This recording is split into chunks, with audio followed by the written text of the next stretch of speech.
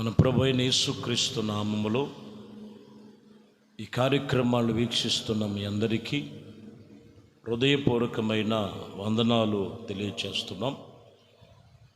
దేవుని పరిశుద్ధ గ్రంథము కొలస్సీలకు రాసిన పత్రిక 1వ అధ్యాయము 6వ వచనాన్ని చదువుతున్నాం. ఆయన అన్నిటికంటే ముందుగా ఉన్నవాడు, ఆయన సమస్తమునకు ఆధారభూతుడు. ఈ వాక్యములో ఆయన అన్నిటికంటే ముందుగా ఉన్నవాడు, ఆయన సమస్తమునకు ఆధారభూతుడు. దేవుని వాక్యం ఈరోజు చెబుతున్నటువంటి విషయములో సమస్తమునకు ఆధారభూతుడు ఆయనే మనకు ఆధారం. దేవుడే మనకు ఆధారం. సమస్తమునకు ఆధారభూతుడైన ఆయన యందు మనము, ఆయన మీద మనం ఆధారము కలిగి జీవించాలని దేవుని వాక్యం చెప్తున్న మాటలు. కీర్తనలో 22వ కీర్తన 10వ వచనం చదువుతున్నాం. గర్భవాసినై ఉన్నందున మొదలుకొని నాకు ఆధారము నీవే, నా తల్లి నన్ను కన్నెది మొదలుకొని నా దేవుడవు నీవే. చూసారా, గర్భవాసిగా తల్లి గర్భములో ఉన్నప్పుడు నాకు ఆధారము నీవే. తల్లి గర్భములో నుండి ఇదిగో కనినప్పుడు మొదలుకొన్న ఆ స్థితిలో నుంచి ఇప్పటి వరకు నీవే నాకు ఆధారం. ఈ వాక్యమును బట్టి దేనిని నువ్వు ఆధారం చేసుకుంటున్నావు? కొందరు చెబుతుంటారు, లోకములో నాకు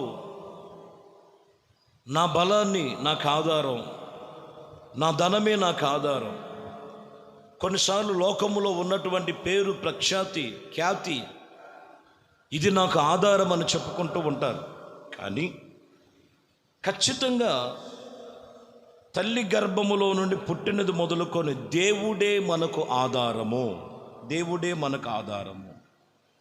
ఆయన వలనే మనకు ఆధారము. ఆయన వలనే మనకు ఆధారం అనే సంగతి నువ్వు తెలుసుకోవాలి. కీర్తనలోనే 82వ కీర్తనలో 5వ వచనం చదువుతూ, జనులకు తెలివి లేదు, వారు గ్రహింపరు, వారు అంధకారములో ఇటు అటు తిరుగులాడుచున్నారు. దేశమునకు ఆధారములన్నీ కూడా కదిలిపోతున్నాయి. చూడండి, జనులు అనేకమైన విషయాలలో తెలివి లేదు, గ్రహించరు, అంధకారములో ఇటు అటు తిరుగుచున్నారు. దేశంలో ఉన్న ఆధారాలు అన్నీ కూడా కదిలిపోతున్నాయి. ఈరోజు దేవుడి మీద ఆధారపడకపోతే కదిలిపోయే పరిస్థితులు. ప్రజలు దేవుడి మీద ఆధారపడకపోతే ఆత్మ సంబంధమైనటువంటి ఫలాలు పొందుకోలేరు. చాలా జాగ్రత్తగా గమనించాలి. కాబట్టి ఈ వాక్యములో సమస్తమునకు ఆధారభూతుడు ఆయనే. ఆయన మీద మనము, ఆయనతో మనము జీవించేటువంటి జీవితాలు జాగ్రత్తగా మనం కాపాడుకోవాలి. జాగ్రత్తగా. మొదటి సమూయేలు గ్రంథములో 15వ అధ్యాయము 29వ వచనాన్ని చదువుతున్నాం. మరియు ఇశ్రాయేలుకు ఆధారమైన వాడు నరుడు కాడు, ఆయన అబద్ధమాడడు, పశ్చాత్తాపపడడు. ఇశ్రాయేలులకు ఆధారమైన వాడు నరుడు కాదు, ఆయన అబద్ధమాడడు, పశ్చాత్తాపపడడు.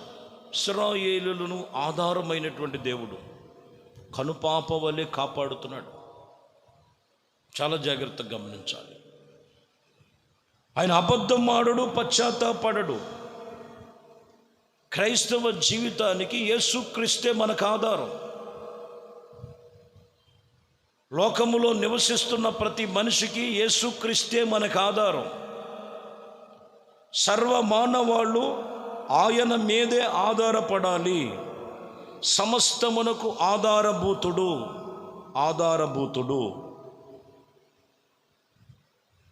చీకటిలో తొట్టిల్లిపోతున్నారు మనుషులు, బంధకాల్లో పడిపోతున్నారు. ఆత్మీయతలో మనం చాలా జాగ్రత్తగా నడుచుకోవాలి. లేఖనాలు సెలవిచ్చిన ప్రకారం మీకా గ్రంథములో 3వ అధ్యాయము 11వ వచనములో మనం చదివితే, ఇక్కడ కూడా మనము చూస్తే, జనులు ప్రధానులు లంచము పుచ్చుకొని తీర్పు తీర్చెదరు. వారి యాజకులు కూలికి బోధిస్తారు. ప్రవర్తలు ద్రవ్యము కొరకే సోది చెబుతున్నారు. అయినను వారు యెహోవాను ఆధారము చేసుకొని యెహోవా మన మధ్యలో ఉన్నాడని కదా, ఏ కీడు మనకి రాదనుకొని అనుకుందరు. ఇక్కడ చెప్తున్నమాట. వీళ్ళు బాగా గమనించాలి. ప్రధానులేమో లంచాన్ని ఆధారం చేసుకున్నారు. కొందరు యాజకులేమో కూలి వాళ్ళకొచ్చే ద్రవ్యాన్ని ఆధారం చేసుకొని కూలికి బోధిస్తున్నారు. కొందరు ప్రవర్తలేమో ద్రవ్యము కొరకు సోది చెబుతూ ఆ డబ్బుల మీద ఆధారపడినట్లుగా రాయబడింది. యెహోవాను ఆధారము చేసుకొని యెహోవా మన మధ్యలో ఉన్నాడని కదా, ఏ కీడు మనకి రాదనుకున్నారు. ఎన్నో పరిస్థితులు అక్కడ ఎదురైనాయి, ఎన్నో స్థితిగతులు వచ్చినాయి. ఈరోజు డబ్బును మనం ఆధారం చేసుకోకూడదు.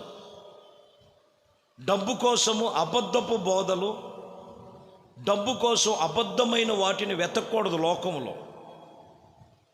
దేవుని మీద మనం ఆధారం చేసుకున్నవాడు వాక్యం మీద ఆధారపడి ఉంటాడు. వాక్యం ఏం చెప్తుందో వాక్యానుసారంగా నడుచుకునే విషయంలో, ఎందుకంటే సమస్తమునకు ఆధారభూతుడు ఆయన యందు మనము చాలా జాగ్రత్తగా భయభక్తులు కలిగి నడుచుకోవాలి. దేన్ని ఆధారం చేసుకున్నాం ఈరోజు మనం గమనించాలి. ప్రియమైన దేవుని బిడ్డలారా, లోక సంబంధమైన వైభవాలు, ధనము, బలము, ఘనము ఇవన్నీ కాదు. వాక్యం చెప్తున్నటువంటి మాట, యేసు క్రీస్తే మనకు ఆధారభూతుడు. ఆయన మీద మనం ఆధారపడాలి.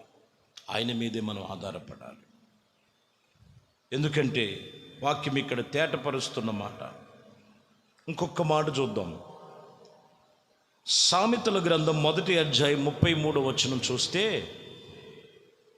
నా ఉపదేశమును అంగీకరించువాడు సురక్షితముగా నివసించును, వాడు కీడు వచ్చినను భయము లేక నెమ్మదిగా నుండెను. ఇక్కడ గమనిస్తే, నా ఉపదేశమును ఆధారము చేసుకుంటే, అంగీకరిస్తే వాడు సురక్షితముగా నివసిస్తాడు, ఏ కీడు వచ్చినా భయపడడు, నెమ్మదిగా జీవించే జీవితం కలిగి ఉంటారని వాక్యం ఇక్కడ చెప్తున్నమాట. కాబట్టి ప్రియమైన దేవుని బిడ్డలారా, దేవుడు వాక్యమే మనకు ఉపదేశమును అంగీకరించి, దేవుడు వాక్యమును మన ఉపదేశమునుగా మనం అనుసరించి నడుచుకొని ఏ కీడును ఏ పరిస్థితులు రానివ్వడు. కాబట్టి వాక్యమే మనకు ఆధారము,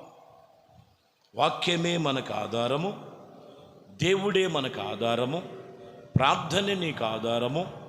దేవుని యందు సమస్తమునకు ఆధారభూతుడైనటువంటి యేసుక్రీస్తు మనకు ఆధారమై ఉన్నాడు.